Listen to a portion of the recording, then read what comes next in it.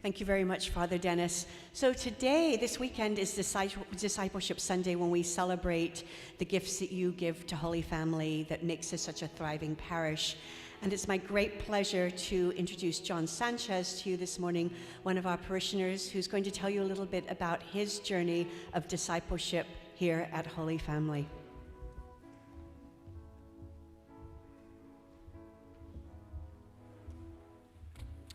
Good morning.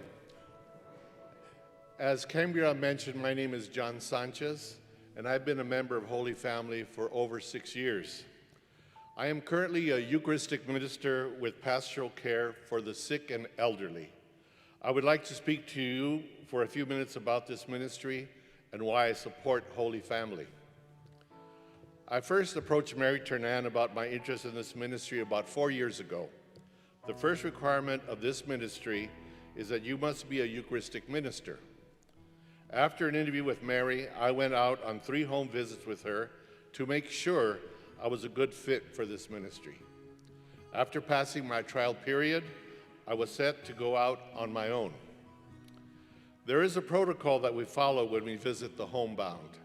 We usually visit with the parishioner for some time, see how they are doing, and determine if there are other services which may be needed.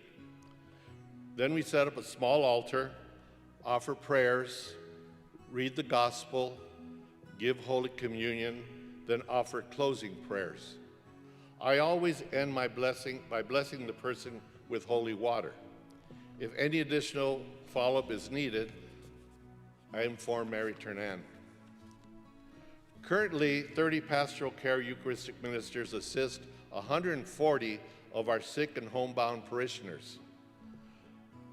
The pastoral care ministry also sponsors community events and educational seminars throughout the year.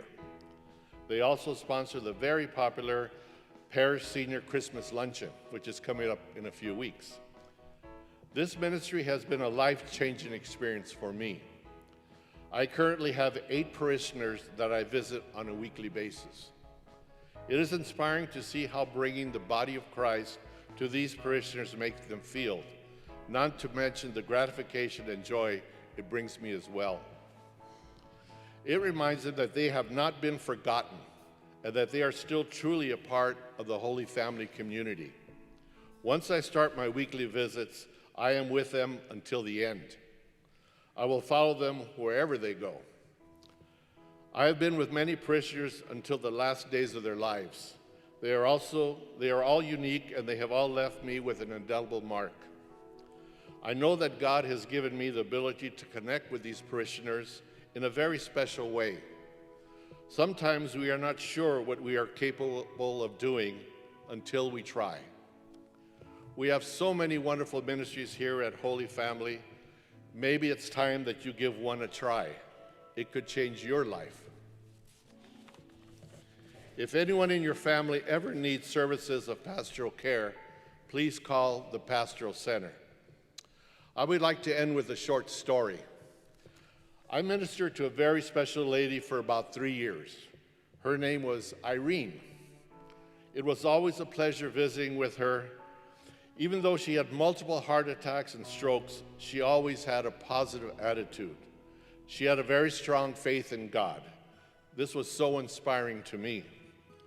When she was in hospice and nearing the end of her life, I would visit her 2 or 3 times a week. One day, Irene's granddaughter called and said Irene wanted to see me, even though I had seen her the day before. Considering all that she had been through, Irene remained as gracious as always. I gave her communion for the last time. She thanked me and for all I had done for her. I kissed her on the forehead and told her goodbye. Then she whispered that she wished that she could do something for me. I told her there was something she could do for me. I asked her if she could say hello to my departed mother for me. She smiled and said she would and asked me her name. I said, Jesucita. She said she would say hello for me. I left her house a little sad, knowing that the end was near. Irene's granddaughter called me the following morning to tell me that Irene had passed away. Mary Ternan calls these God moments. These are moments that I will treasure forever. In closing, I am also a member of the St. Vincent de Paul Conference here at Holy Family. I want to invite all of you to the hall for homemade breakfast burritos. All proceeds go to assist members of our parish and the community who have run into temporary financial difficulties. These are the works that we do here at Holy Family. They touch countless lives, and in return, we are changed. I invite you to join in stewardship at Holy Family, whether with your time, talent, or treasure. It is all important, and I know our parish is grateful for all we do here. Thank you very much.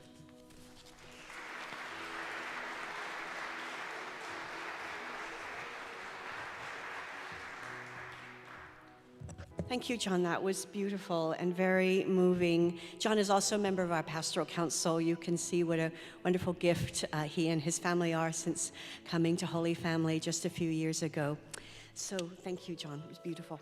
So you heard John's story and his experience here at Holy Family, but you each have your own story, your own connection to Holy Family and why Holy Family is important to you.